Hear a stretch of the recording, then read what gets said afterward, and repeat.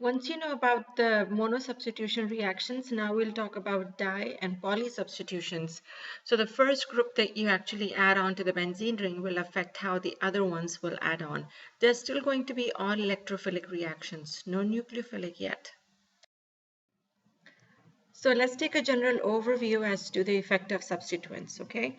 And the effect of substituents means that it depends on the nature of the groups that is already on the benzene ring, okay? So if it was a benzene ring that you're reacting, then you would have the monosubstitutions, which we just finished, okay? However, if there's already a group on there, which means you've already done the monosubstitution and you're trying to do a second one, then that group that is already present on the benzene ring is going to affect the reactivity of the benzene ring, and it will also affect where the second group will go. Okay, so there are two kinds of groups that we talk about: activating groups and deactivating groups. In case of the activating groups, as the name kind of suggests, okay, is that it is activating the benzene ring. And remember, we talk about benzene doing electrophilic substitutions. So if it's doing electrophilic substitutions, it means the benzene is the nucleophile. So which means if you make the benzene ring more nucleophilic, it's going to be an activating group. Okay, so it's more electron rich. So the benzene ring becomes more nucleophile. If it becomes a better nucleophile, then the reaction is going to be faster as well. Okay. Whereas in the deactivating groups, the benzene ring is going to be less electron rich. If it is less electron rich, then it is less nucleophilic. If it is less nucleophilic, the reaction is going to be slower. Okay, so those are your basic classification of activating, deactivating groups. The second classification of activating and deactivating is that the orthopara directors come from the activating group. So which means that if you have an activating group on the benzene ring, then the location of the group, the second group that's going to go, is ortho and para location. So for example, if this group is an activating group, which in fact it is, then the second reaction that you will do will make the other group come over here at the ortho or the para position. Whereas in the case of deactivating groups, the substitution is primarily on the meta position. So activating groups are usually going to be electron donating groups, okay? And electron donating groups, as you know, will make something that is with something more electron rich. The deactivating groups are going to be the electron withdrawing groups. That is why they make the benzene ring less nucleophilic, less electron rich, okay? So we know that activating groups makes the ring more activated, which means more nucleophilic. So even something as simple as an alkyl group, which is an activating group, is more reactive than benzene towards substitution. Okay, so we kind of know that, you know, this already happens. So we're going to get to the explanations in a few minutes. Here are some examples of activating groups, okay, or how this reaction kind of works. So for example, if you are starting from toluene, which is an orthopara director, and from now onwards, we can call them either orthopara directors or activating groups, that's fine, okay. And so if this is an orthopara director, then when you do nitration on toluene, you will get three products, okay, the ortho, the meta, and the, the ortho, the para, and the meta substituents, okay. But look at the percent, okay, of all of these three products.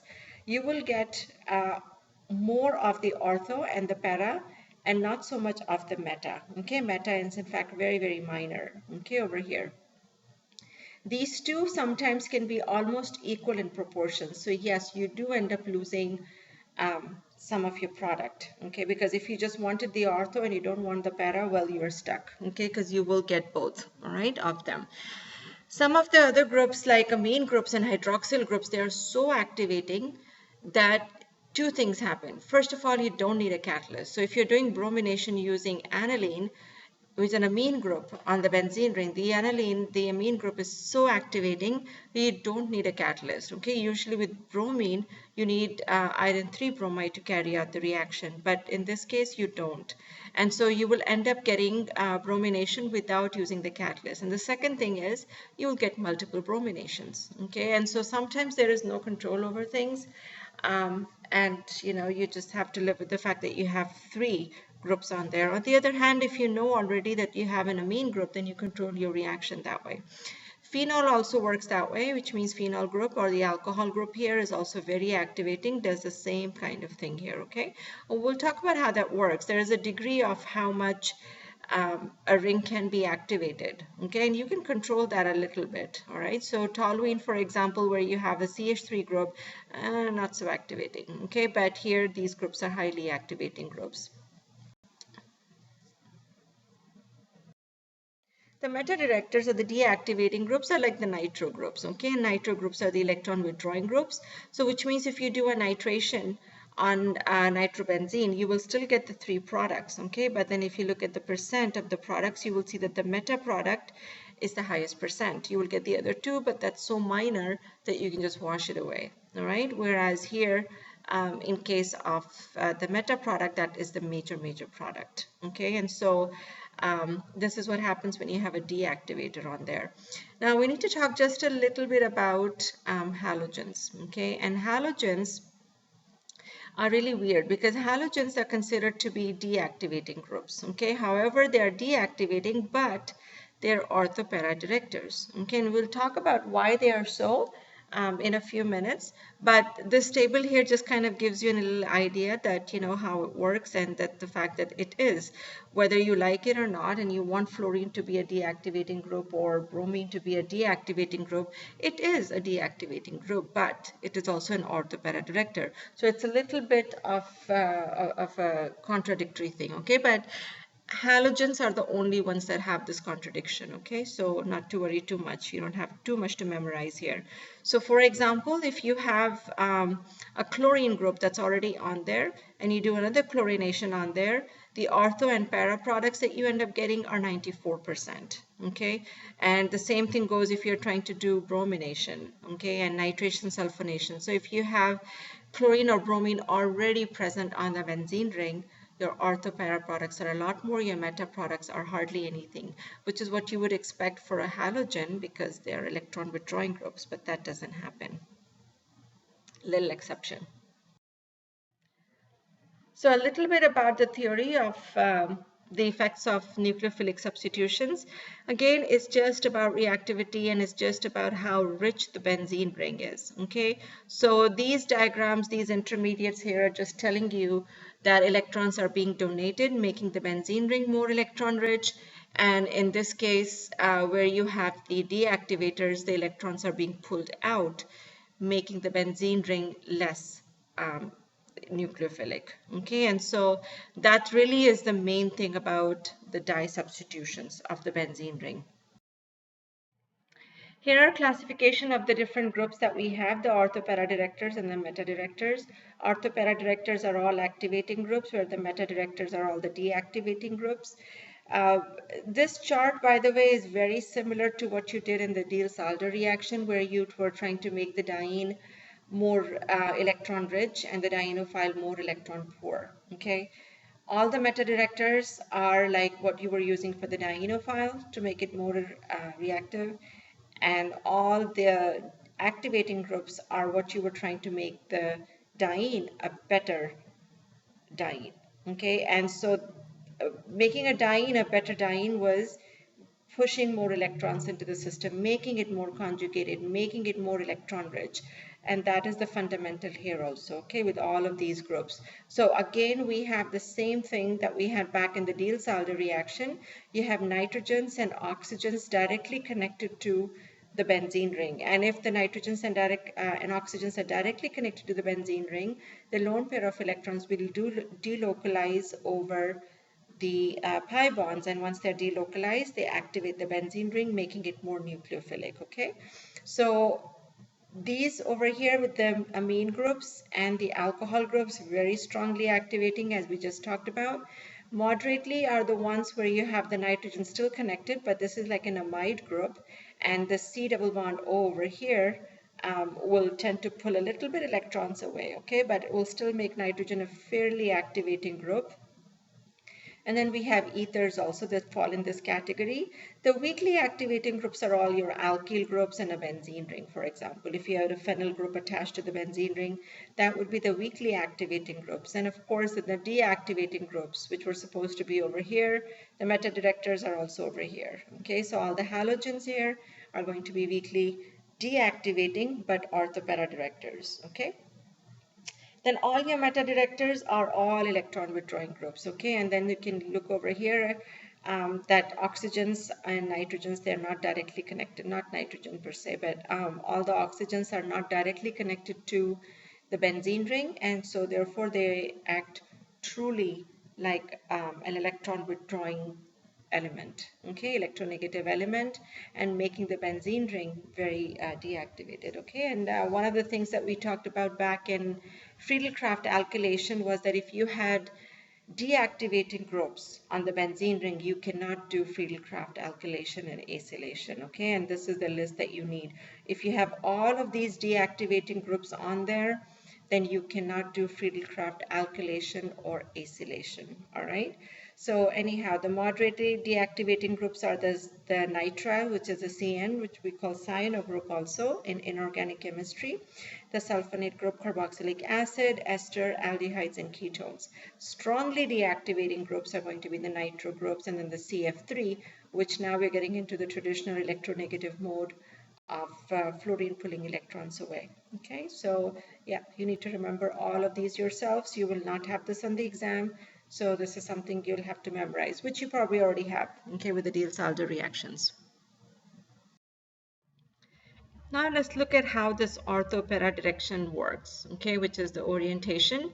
So the activating groups, okay, which are ortho-para directors. How does this work? And this is really a very important thing in understanding orientations, okay. And for this one, you really have to draw out all the resonance structures, okay, in order to understand this. So wherever you are, you need to draw these resonance structures out in order to understand why an activator is an ortho-para director. Okay, so we're going to do a few of these just to see how the activating groups work. Okay, so let's start with this one, in which you have alkyl group, okay, which is toluene, okay, over here. So let's do all the three attacks on this, okay, which means we'll take toluene and we'll draw all the resonance structures if there's an ortho attack on it. Then we'll draw the structures when there is a meta attack on it, and then we'll draw the structures when there's a para attack on it, okay, and then see what happens to these structures. So for the ortho attack, here is the first attack with the electrophile, okay, and so then this is the intermediate that you end up getting. Then you write all the resonance structures as we have been learning, okay, which means you move the electrons here to the positive, make the positive here, move the electrons, and you write all the resonance structures. Okay, we're going to come back to about these ones in just a few minutes. When you have the meta attack, then again you have the electrophile being attacked here. Now your carbocation is formed here because your electrophile is at the meta position. Okay, here it was at the ortho position, so we had a positive charge here, so here our positive charge is here because in the meta position is where the electrophile is. Okay, then again we have resonance going on. Okay, so the electrons moved from here to here, so now you have the cation here, electrons move here, creating the positive over here. Okay, and so this is the resonance structures you will get. This last one here, these are all straight arrows, which means we are resulting in the product. Okay, so don't worry about those. We're limited right here to the resonance structures. For para attack, the electrophile will attach at the para position, and then again you write the resonance structures out, which means that these electrons move here, carbocation is here, and so on and so forth. Okay, so this is how you end up getting all the different structures for the resonance, okay, for different types of attacks. Now here is the deal. Okay, this is what happens when you have a methyl group attached on the benzene ring. When the carbocation is formed over here where the substituent is, and that happens when you have the ortho attack, this carbocation is stabilized by the methyl group. Methyl group, as you know, is a electron donating group. Okay, you know that also from Organic 1 when you learned about the tertiary carbocation. Tertiary carbocations are a lot more stable than primary, and that is because the methyl groups are electron donating. And so if the methyl group is electron donating, it will stabilize this charge. Okay, in the meta attack, the carbocation never comes underneath the carbon which is substituted, so which means that whatever substituent you have is not having any stabilizing effect on the ring. In the para attack also, then you form a resonance structure where the carbocation is just underneath the carbon, okay, which is attached to the benzene ring. And again, so then this methyl group will stabilize the benzene ring, okay, or stabilize the carbocation because it's right there, okay. So because of its electron donating effect, it will stabilize the carbocation. So with this happening, where you have two resonance stabilized structures, one when there's an ortho attack and one then there's a para attack, then these two products will be the major products then, okay. In the meta attack, there is no resonance stabilized structure, okay. So the carbocation is not stabilized. If it is not stabilized, then you will not have that as your major product, okay. But if the carbocation is stabilized, then that will be your major product, okay. So make sure you learn all of these resonance structures.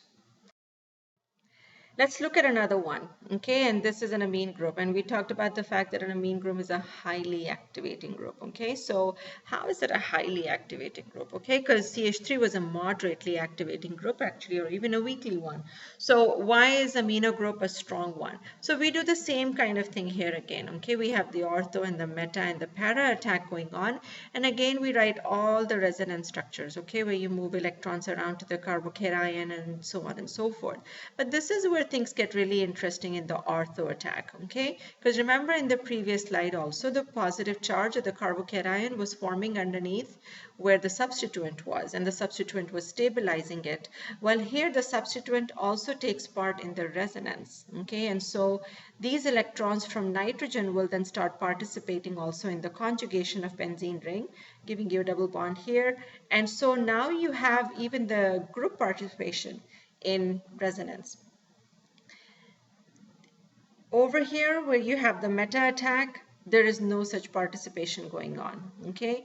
And then again when you come to the para attack, again you have the carbocation right underneath the group which is on the benzene ring, and again then the amino group can participate in the resonance stabilization, okay. And so if the group is also participating in the resonance, it makes the benzene ring even more stable, okay. So there are two things that are happening here, okay, in this group versus what we had before, okay, which means in the amine group, which we did not have, and in the methyl group, and that is the group participation, okay, or the substituent participation that you are having. You did not have that with the methyl group. So once you have the group participation going on, you can draw one extra resonance structure. Now, one of the rules of resonance is that the more structures you have, or the more resonance structures you can draw, the more stable that structure is going to be. Okay, and so if you can draw one more structure each of the ortho and the para intermediate, then yes, that is going to be the more stable structure. Okay, and which is why the ortho and the para products, okay, for an amine group are highly major products, okay. And so you don't really get anything major, and so that's why you can see why amine group does not even need a catalyst, okay, to work, because it itself is so activated because of the electron group participation that it doesn't need any catalyst, okay, for this reaction to occur. So again, two things: group participation, and then also the fact that you have more resonance structure. That's what makes the amine group a very activating group. Here is what happens when you have a deactivating group, okay. So here's the nitro. And a nitro group is highly deactivating group. So we're going to do the same thing for the nitro group as we're going to do, or for the nitrobenzene, is we'll do an ortho attack, a meta attack, and a para attack, and write all the resonance structures out. Okay, and so here is the first attack here, and here is the ortho attack where the electrophile goes to the ortho position. Resonance structures happening here, and this is finally the product. And then here's the meta attack. And here's the meta position, okay, where the electrophile is, and again you can write all the resonance structures. Same thing for the para, okay. So the para position gets the attack here, and then the para position gets the electrophile. You can write all the resonance structures. So the ones that are highlighted, of course, are the key ones, okay, and there's nothing highlighted in the meta except for the final product, okay. So let's look at the intermediate for the ortho and the para attack, okay, that happened here. If you look at this intermediate here, this carbocation is underneath the nitro group, and the nitro group is an electron withdrawing group, okay? So if you have a positive charge underneath a group that is electron withdrawing group, that will highly destabilize, okay, the ring. It's almost like if you have a checking account and you don't have any money in that account, and yet you are trying to withdraw some money. Is that possible? No, no, no, okay? Totally not possible. And so the same thing happens here, or maybe, well, maybe the bank is going to charge you something. But in any case, over here it doesn't happen because here you already have a carbocation, and the nitro group is trying to pull electrons from a carbocation, makes it very unstable. Same thing happens here. Okay, so in the para attack, you end up forming a resonance structures where the carbocation is right underneath the nitro group, which is pulling electrons. So again, where does it pull electrons from? There is nothing there. So it means by default, the meta product then becomes the major product because that destabilizing resonance structure is not there. Okay, and so you can see here the carbocation never comes underneath the nitro group. Okay, so then this the meta product becomes the preferred product, okay, in case of the deactivating groups. And that's what happens for all deactivating groups. This is just for nitro. I would suggest you draw all the resonance structures for something like an ester or aldehyde, something like that. Let's look at a synthetic application of all of these activating and deactivating groups, okay? Because when you have to design a synthesis where you have multiple substitutions on the benzene ring, you have to be really very careful as to what you add first and second and so on and so forth, how the benzene ring will be activated, deactivated. So here's an example. Synthesize orthonitrobenzoic acid from benzene. Okay, so here's benzene. Here is the product, orthonitrobenzoic acid. And we don't know how many steps it's going to take. Probably a few. We don't know. 2 groups, okay? Remember, carboxylic acid cannot be added straight as carboxylic acid. You have to add an alkyl group, and then you have to oxidize it. Okay, nitro group can be added in 1 step, but carboxylic acid has to be added in 2 steps. Okay, and so that's something we have to keep in mind. Okay, so let's look at the first synthesis that we have. I can start with a benzene ring and do a nitration on that. Once I do a nitration, I get a nitro group on this, and then I can do a Friedel-Crafts alkylation to get the methyl group, okay, and then I can go ahead and oxidize the methyl group to give the carboxylic acid. But there is a problem with this reaction. Yes, anyone? There are 2 problems with this reaction. Think about it. First of all, this is a nitro group. This is a deactivating group, which means that it will not give you an ortho product. That's number 1, all right? It will give you a meta, if at all. The second thing is that if this is a nitro group and this ring is deactivated, you cannot do Friedel-Crafts on this ring, all right? So which means this reaction is not possible, all right? So then we have to come up with another synthesis. So in this case, I'm going to take benzene, and I will start with Friedel-Crafts alkylation first. When I get my methyl group on there, now I can do a nitration on this. Once I do a nitration, remember this is an activator, okay? So that means I will get my nitro group on the ortho position. Once I have my group on the ortho position, all I have to do now is oxidize the methyl group to the carboxylic acid. Okay, so just by changing the sequence of the reactions, I can get the product I want. All right, so that's something that you have to be careful of when you're trying to do dye substitutions. Okay. Let's look at the trisubstitution of benzene ring now, which means that you already have 2 groups present on there and you're adding a 3rd one. So it means that the 2 groups on there already are going to determine where the next group is going to go. So here are several examples, okay? But the rule of thumb are these 2, okay? These 2 rules. For example, the ortho and the para directors will determine the orientation, which means the activating groups are going to determine the orientations, not the meta directors, okay? Because remember, the ortho para directors are ring activators. So if you activate the ring, it becomes more reactive, and therefore they decide where the next substituent is coming in. And then substitution also does not occur between meta substituents due to steric hindrance, which means that if there is steric hindrance, then choose a location where there is no steric hindrance and also follow the ortho-para directive. Okay, so let's look at the few examples that I have for you.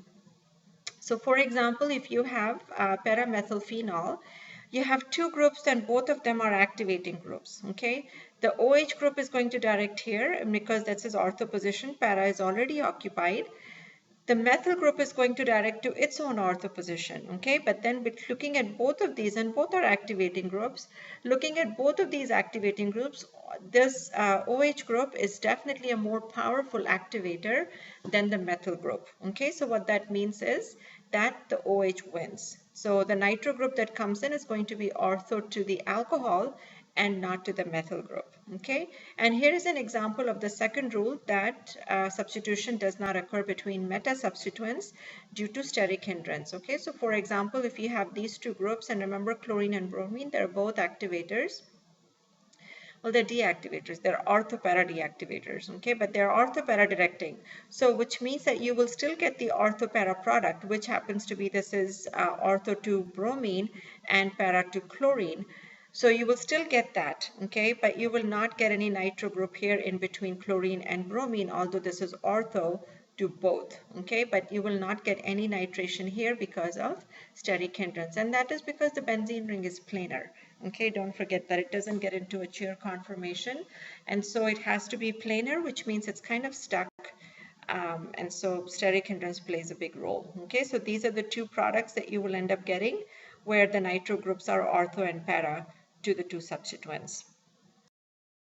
Let's look at another example. So here we have two alkyl groups, and these two alkyl groups are both equal in directing, okay, in the sense that their strength is the same, everything is the same. So the only thing that is determining the location of the next group that has to come in is steric hindrance. Okay, there is nothing else to do over here. So you can have a nitro group over here, which is ortho to the methyl, and then para to the propyl group, isopropyl group. So you can have that. The nitro group will not go ortho to the isopropyl group because of steric hindrance. All right, so this para position is the best one for the substitution here. If you have two opposing groups, okay, which means you have a nitro group and you have a methyl group, and remember methyl group is slightly activating, not very activating, okay, and then you have a nitro group which is deactivating group. The next group that comes in will follow the ortho para director, okay, which means you will get an ortho product, all right, no matter what. Now in this case the nitro group is still pushing for this location because it is a meta director, so which means that this is the preferred location, okay. But if the nitro group was here in the meta position, then the bromine would still go into the ortho and para position with respect to the methyl group, okay. It has nothing to do with the nitro group. The nitro group are deactivators and do not determine where your next substituent will go. So your keywords and concepts for this one are, of course, all the activating and deactivating groups. You have to know them. You also have to know which ones will not work for the Friedel-Crafts alkylation, okay, or an acylation. This is one thing that we easily forget, okay, so please know that. Know all the resonance stabilizations, okay, of the intermediates that we talked about, the ortho, meta, para products that we formed, the intermediates, and then write out all the structures. You will need those, okay, and then of course the trisubstitutions, where you will determine where the third group is going to go.